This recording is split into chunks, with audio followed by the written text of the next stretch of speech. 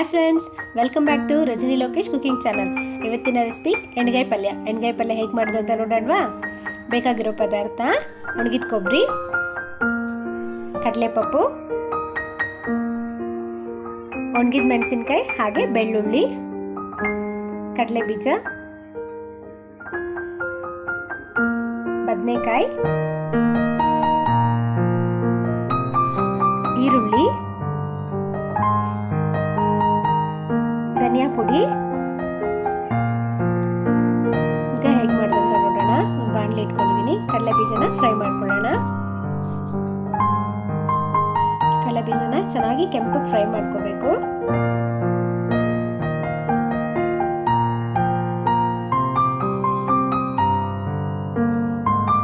ಕಡಲೆ ಬೀಜ ಚೆನ್ನಾಗಿ ಫ್ರೈ ಆಗಿದೆ, ನೋಡ್ತಿರ್ಬೋದು. ಕಡಲೆ ಬೀಜ ತೆಗೆದಿಟ್ಕೊಂಡಿದ್ದೀನಿ. ಈಗ ಅದೇ ಬಾಣಲಿಗೆ ಒಣಗಿದ ಮೆಣಸಿನ್ಕಾಯಿನ ಹಾಕೊಂಡು ಫ್ರೈ ಮಾಡ್ಕೊಳ್ಳೋಣ.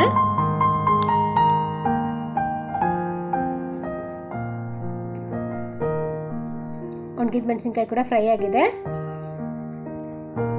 ಒಣಗಿದ ಮೆಣಸಿನ್ಕಾಯಿ ತೆಗೆದುಕೊಳ್ತಾ ಇದ್ದೀನಿ. ಈಗ ಒಂದು ಮಿಕ್ಸಿ ಜಾರ್ ತಗೊಂಡು ಒಣಗಿದ ಕೊಬ್ಬರಿ ಹಾಕೊಳ್ತಾ ಇದ್ದೀನಿ. ಹಾಗೆ ಬೆಳ್ಳುಳ್ಳಿ,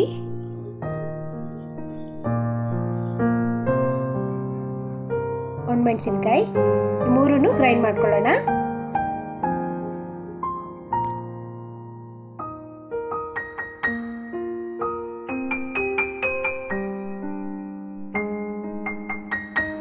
ಒಣಗಿದ ಕೊಬ್ಬರಿನ ಹಾಗೆ ಒಣಗಿದ ಮೆಣಸಿನ್ಕಾಯಿ ಪೌಡ್ರ್ ಮಾಡ್ಕೊಂಡಿದ್ದೀನಿ. ಈಗ ಇದಕ್ಕೇನೆ ಕಡಲೆಪಪ್ಪು 2 ಸ್ಪೂನ್ ಅಷ್ಟು,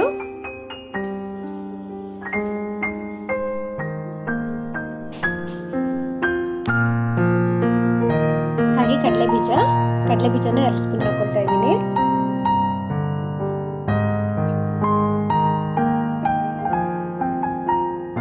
ಒಂದು ಈರುಳ್ಳಿ,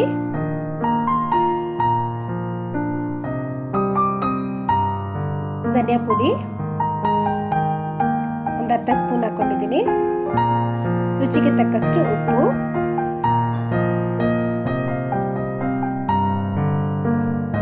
ಈಗ ಇದನ್ನ ತರತರಿಯಾಗಿ ಪೌಡರ್ ಮಾಡ್ಕೊಳ್ಳೋಣ.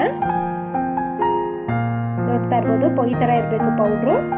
ಈಗ ಬದನೆಕಾಯಿನ 4 ಭಾಗ ಆಗಿ ಕಟ್ ಮಾಡ್ಕೊಳ್ಳೋಣ. ಬದನೆಕಾಯಿನ ನೋಡ್ಕೊಂಡು ಕಟ್ ಮಾಡಬೇಕು, ಹುಳ ಇರುತ್ತೆ. ಈಗ ಬದನೆಕಾಯಿ ಎಲ್ಲ ಕಟ್ ಮಾಡಿ ಇಟ್ಕೊಂಡಿದ್ದೀನಿ. ಈಗ ಅದರಲ್ಲಿ ಪೌಡ್ರನ್ನ ತುಂಬಿಸ್ಕೊಳ್ಳೋಣ.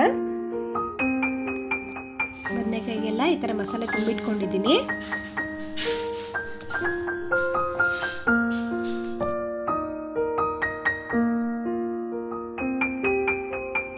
ನೋಡ್ತಿರ್ಬೋದು, ಎಲ್ಲ ಬದನೆಕಾಯಿಗೂ ಈ ಥರ ಮಸಾಲೆ ತುಂಬಿಟ್ಕೊಂಡಿದ್ದೀನಿ.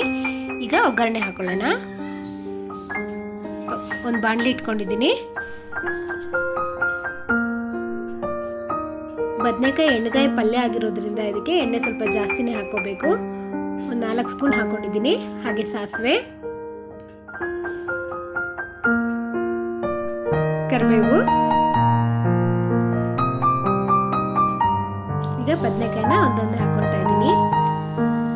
ಬದನೆಕಾಯಿ ಫ್ರೈ ಮಾಡ್ಕೊಳ್ಳೋವಾಗ ನಾವು ಫ್ಲೇಮ್ನ ಮೀಡಿಯಮ್ ಅಲ್ಲೇ ಇಟ್ಕೋಬೇಕು. ಹೈ ಫ್ಲೇಮಲ್ಲಿ ಇಟ್ಕೊಂಡ್ರೆ ಎಲ್ಲ ಸೀದೋಗುತ್ತೆ. ಸೊ ನಿಧಾನವಾಗಿ ಇಟ್ಕೊಂಡು ಫ್ರೈ ಮಾಡ್ಕೋಬೇಕು.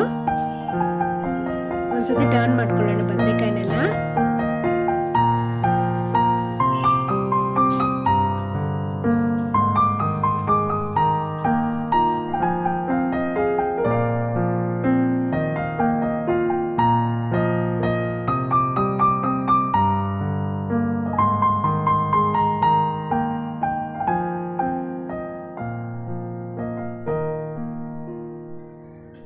ಈಗ ಒಂದು ಪ್ಲೇಟ್ ಮುಚ್ಚಿಕೊಂಡು ಸ್ವಲ್ಪ ಹೊತ್ತು ಫ್ರೈ ಮಾಡ್ಕೊಳ್ಳೋಣ.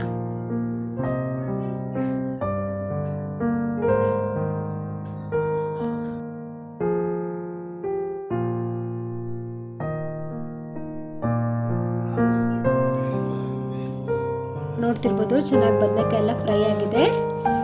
ಎಣ್ಗಾಯಿ ಪಲ್ಯ ರೆಡಿ ಆಗಿದೆ. ಈಗ ಸರ್ವ್ ಮಾಡ್ಕೊಳ್ಳೋಣ.